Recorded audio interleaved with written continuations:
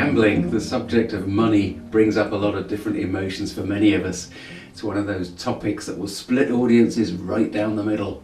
Some will see nothing wrong with the idea of dowsing the lottery to tilt things in their favour, and some they'll see it as sacrilegious. So is it possible to dowse to win at gambling? That's what we're looking at today.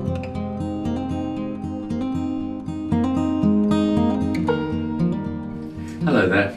You may want to build a practical spirituality into your life to give yourself more peace, balance and harmony. If so, click subscribe and click the grey bell icon to get notified every time we upload a video or do a live Q&A. Today is another in the series of videos about learning to dowse. We're going to be looking at what might happen if we try to dowse the horses, look for hidden treasure or even dowse the lottery. We've seen in other videos that dowsing is a way to build a more reliable relationship with your intuitive self. It's not mysterious, it's a very practical and common sense connection to the subconscious. It's something that everybody can master after a little bit of practice.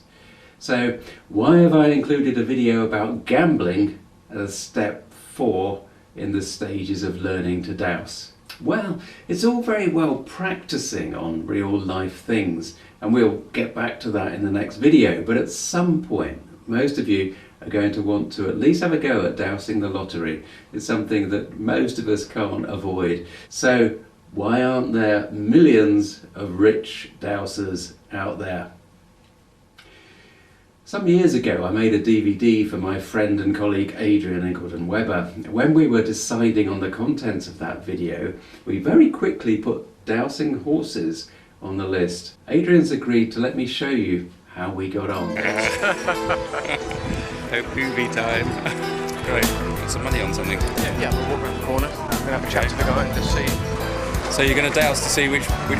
Yeah, which bookie. Is there some particular bookie we need to go and see? Third one along from the other end. Third one along from the other end? Yeah. Right, let's do it. Don't mind, you guys do it? Tenner on the nose for Battler, which is the horse number 3. Horse number 3, okay. It'll be horse number 1 when he comes past the winning post. No, I reckoned it was something Jolly Ranch. Jolly Ranch, which is... Jolly Ranch is 7 to 2. 7 to 2. So is that the favourite? Yeah. 7 to 2 is the favourite on this one. Yeah. It's maybe we've actually been better dowser today. You put a tenner on, didn't you? Put a tenner on the nose, yeah. You dowse for Jolly Ranch. Yeah. If you got the feelings, put £1 each way on it and just see what happens. Well, there's no point in £1 each way, is there? You're talking about £5 each way then. Same one. We'll come back to Adrian again shortly, but I want to share with you a little story of my own experience of dowsing the horses, because it demonstrates what's at the root of dowsing as a whole. There was a time in my life when I was in quite a lot of debt. It stopped me doing a lot of things because I simply couldn't afford to. But this was also a time when I was developing a very different outlook on life, and I wanted to attend a mediumship workshop. As far as I was concerned, the only way I was going to be able to afford to go along was to win some cash. So I said to the management that if I could win on a horse, I would use the winnings to pay for the workshop. I don't think I actually even asked if it was a good idea. I think I just said, look, this is what I want to do, and then I doused some horses. The one that came up as a possibility had pretty substantial odds, something like 20 to 1. So it was by no means a favourite to win, but I put some money on it and yeah, it won. Nobody was more surprised than I was, but I kept my side of the bargain and went along to the workshop, and that was the start of me developing a close relationship with a particular spirit guide that eventually led to trance mediumship with that guide. So that workshop was quite significant for my spiritual development, despite the fact that the cash came from what we would ordinarily consider to be the very low energy surrounding gambling. Now, I'm going to add a word of caution here, just to highlight that gambling does indeed have a lot of very low energy associated with it. It's an area of human experience that simply reeks of desperation and addiction. And actually I became quite addicted to the horses myself during that phase of my life. And it's not something I'm proud of, but thankfully I pulled myself through it. And overall, I look at it as being a part of the immense change that I was experiencing as I learned more and more about the spiritual aspects of creation. So I'm a very different person to what I was then when I was doing that dowsing and that gambling. But what does this say about dowsing and gambling? Well, it's a little like this day that Adrian and I went out filming. Take another look at some more footage of us in action. We've got about 15 minutes until the first race. Okay. I wonder what the odds are doing. Shall we go and have a look? Yeah, we're going to have a look, see what they're up to. Yeah, Jolly Orange still 4-1. Battler 5-1. So yeah, nothing much has changed, has it? So we'll just have to see how today goes. If you're right 2/3 of the time, I think you'll be doing very, very well indeed. But you know, you don't want to sit and make a fortune doing this. It's not the right way of doing it, but it can be a bit of fun.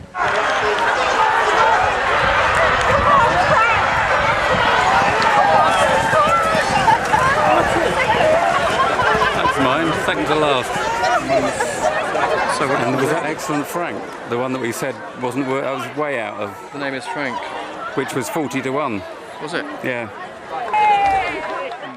Neither of us were doing too well. The camera even played up when we were trying to record it. So why might that be? Well, dowsing is about bringing information through to the conscious awareness from the subconscious. The skill of a good dowser is in disconnecting themselves from any kind of influence, from their own attitudes and biases that exist both consciously and subconsciously. So your attitude to money, in other words, whether you find money something that causes problems for you or not, will be one of the obstacles you need to separate out from if you want to successfully dowse anything connected to you gaining money. Especially if it's done in a way that your subconscious might consider is simply too easy, such as gambling. When I had the major success by dowsing that winning horse, I had the genuine need and an honest desire to attend the workshop in order to learn more about mediumship.